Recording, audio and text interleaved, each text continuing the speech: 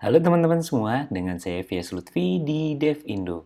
Nah, kalau sebelumnya di part 1 kita sudah belajar mengenai provider itu sendiri, terus di part 2 kita udah belajar future, dan silahkan lihat sendiri juga. Dan part selanjutnya kita udah mengimplementasikan bagaimana cara kerja si future provider, dan kita juga udah belajar juga mengcombine. Jadi kalau kalian kurang tahu combine gimana, kalian lihat si video sebelumnya gimana kita mengcombine si provider dengan future provider. Reading juga udah kita bahas gimana watch, read. Nah, sekarang kita akan belajar mengenai modifier. Nah, modifier family itu gimana? Intinya untuk mengkombinasikan future provider dengan family untuk nge-fetch message dari ID tertentu. Nah, ada lagi untuk passing the current locate.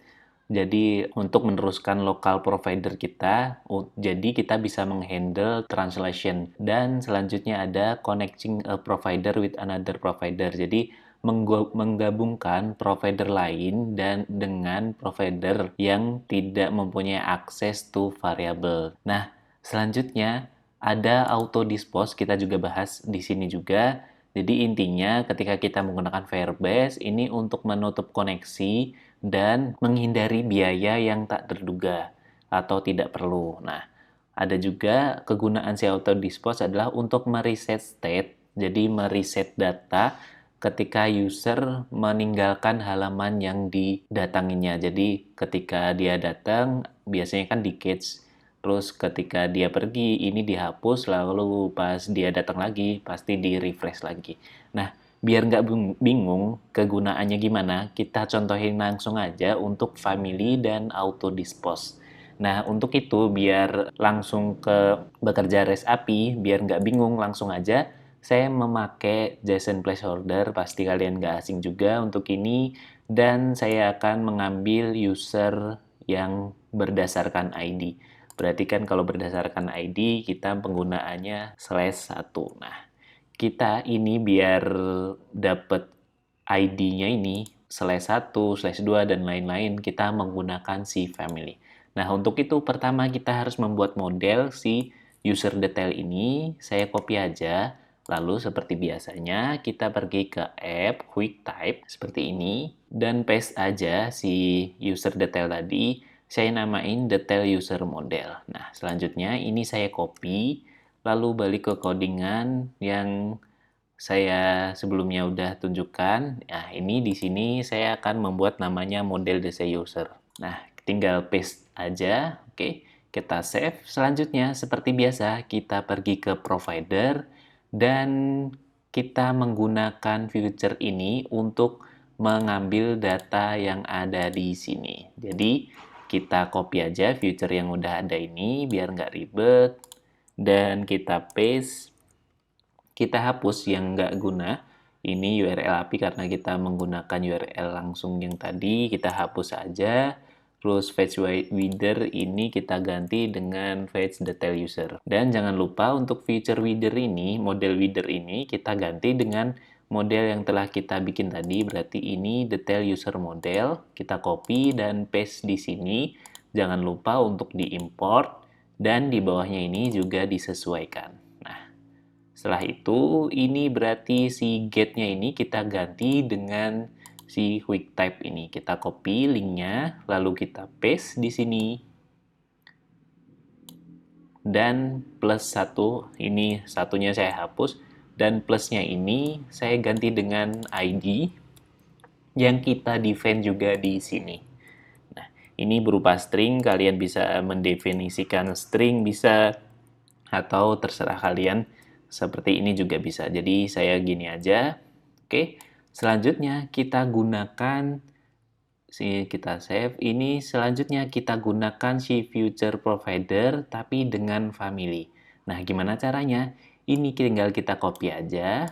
Nah, selanjutnya paste dan kita ganti di sini berarti detail user data gitu aja.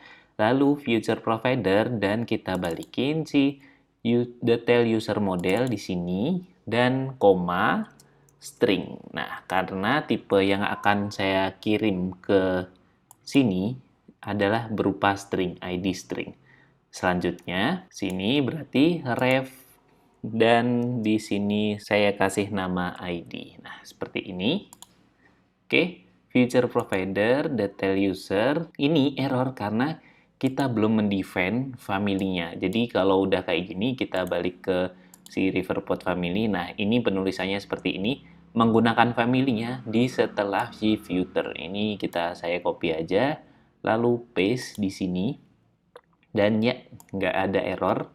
Dan di sini, feature widder ini kita ganti dengan feature detail user.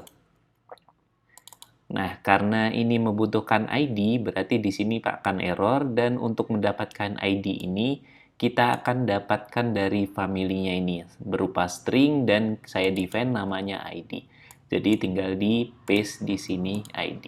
Oke. Nah, selanjutnya, cara penggunaannya gimana? Kita copy aja yang future page. Ini saya copy, lalu saya bikin namanya detail user page. Saya paste dan saya rename detail user page. Dan karena di sini hanya menampilkan detail user berdasarkan ID, jadi nanti akan saya parse berdasarkan ID. Berarti saya define this.id. Jadi si halaman ini nanti harus membutuhkan ID final ID ini berupa string biar nggak ada salah. Nah, oke, titik koma jangan lupa, dan di sini future builder ini saya hapus dulu. Si future builder ini kita ganti dengan provider yang telah kita buat, namanya detail user data. Nah, ini saya paste, jangan lupa untuk diimport, dan di sini saya ganti dengan user. Ini user, ini user. Oke. Selanjutnya, berarti kan tugas kita menampilkan si user ini ada data apa aja. Nah, kita lihat di sini, saya akan menampilkan name aja ya.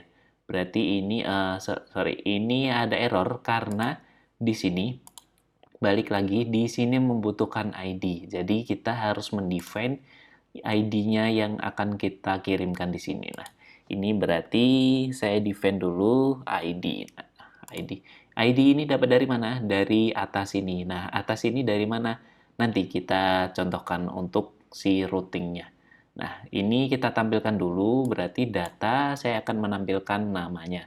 Name, berarti langsung seperti ini. Oke, saya save. Selanjutnya kita bekerja untuk yang detail user page-nya ini.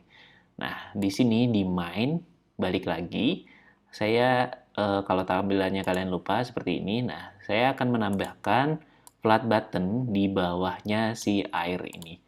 Jadi saya paste, di sini saya namain dengan user. Nah, untuk selanjutnya navigatornya, berarti kita harus navigate ke user page. Jadi di main sini user page. Dan jangan lupa untuk diimport. Dan yang paling penting, karena ini detail ke page tertentu, berarti kita harus mengirimkan ID yang akan dibutuhkan. Nah, contoh berarti di sini saya akan mengirimkan si ID 1 Leon Graham ini. Berarti satu seperti ini.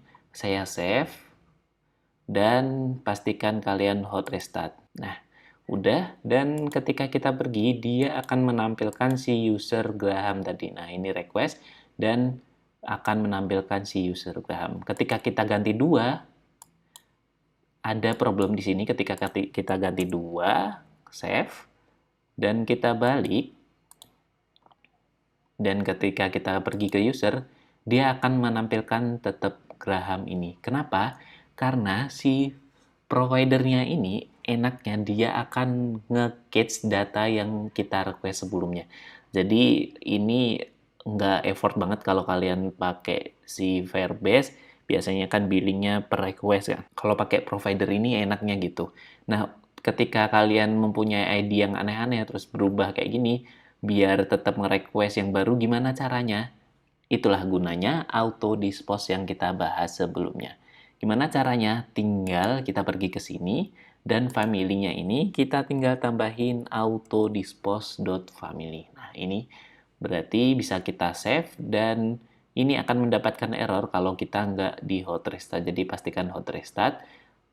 Nah ini kita hot restart karena perubahan di providernya ini harus benar-benar di hot restart, nggak kayak state yang kita ubah langsung benar kayak gitu. Nah, si auto dispose ini bisa kalian gunakan di manapun, kayak stream bisa, si future bisa, di state bisa. Nah, ini gunanya untuk mendispose atau menghapus current data atau data sebelumnya. Nah, kita contohkan berarti tadi kan Graham. Nah, ketika kita pergi ke user, dia akan menampilkan nama user lain. Nah, kita balik lagi, kita contohin ketika kita balik ke satu, apakah si usernya tetap sama? Dia akan berbeda. Nah, dia akan, dia namanya siapa sih? Len Graham. Nah, ketika kita ubah di sini umpamanya 3 dan kita ke user, dia akan request lagi. Nah, ini sepertinya kayaknya nggak berubah deh namanya. Saya hot restart lagi dan ketika pergi di sini, ya berubah. Nah, saya nggak tahu tadi kenapa. Jadi, gunanya auto dispose ini ketika kalian biasanya kalau pergi ke si ini ketika saya contohin ya, ini saya save dan hot restart lagi. Ketika ke user ini, dia akan loading dulu. Nah, kalau nggak pakai auto dispose, dia tanpa loading. Ini karena apa? Karena di cache sebelumnya. Nah, tapi kalau kalian refresh data yang ada di dalam sini, gunanya tadi, maksudnya pakai auto dispose untuk merefresh halaman ini. Mungkin cukup sekian mengenai family sama auto dispose. Kalau kalian ada pertanyaan mengenai list, terus untuk mendetailkan ke halaman list gimana? Nah, untuk mendetailkannya menggunakan family ini. Oke, sekian dari saya. Kalau kalian suka video ini, silahkan subscribe. See you.